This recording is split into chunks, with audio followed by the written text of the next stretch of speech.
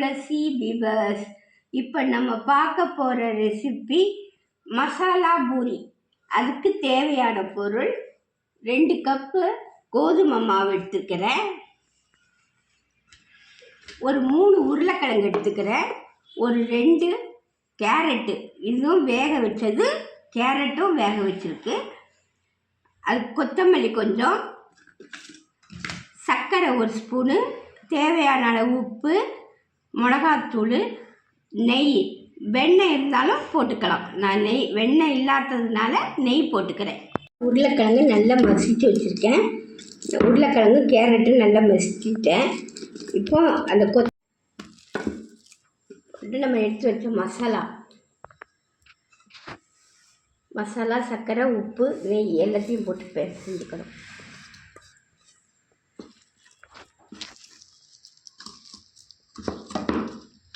இதை பிசைஞ்சு வச்சுட்டு மாவை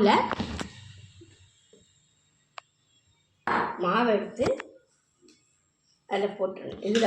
இதை போட்டுடணும்.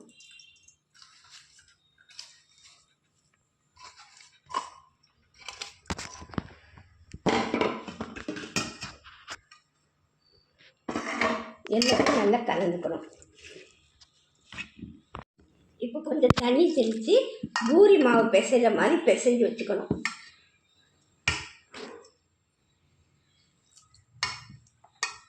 பிசைஞ்சிட்டு காட்டுறேங்க. பாருங்கள், நல்லா பூரி மாவு மாதிரி பிசைஞ்சு வச்சுட்டேன். இப்படியே கொஞ்ச நேரம் மூடி வச்சிடலாம். ஒரு 10 நிமிஷம் கழித்து நம்ம பூரி சுடலாம்.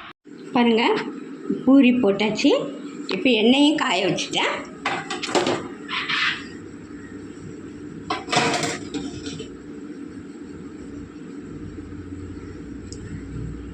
எண்ணெய் காஞ்சிடுச்சு.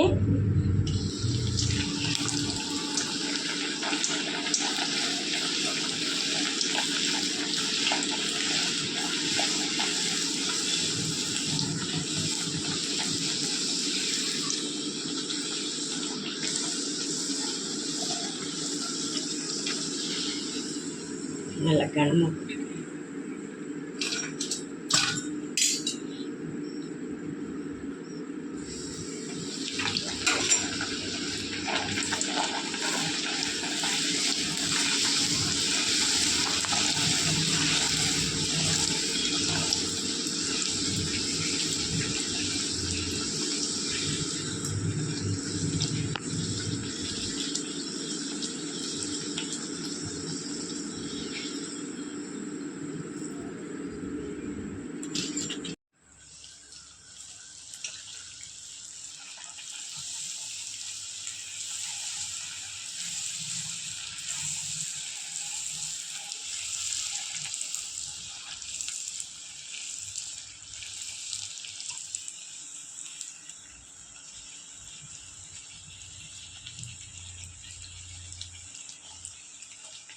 ரெண்டு பக்கமும் நல்லா வேக வச்சு எடுத்துக்கணுங்க.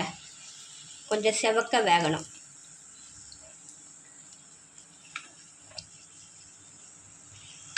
சுட்டுட்டு காட்டுறேங்க. அவ்வளோதான், முடிஞ்சு. பாருங்கள், சுவையான மசாலா பூரி ரெடிங்க.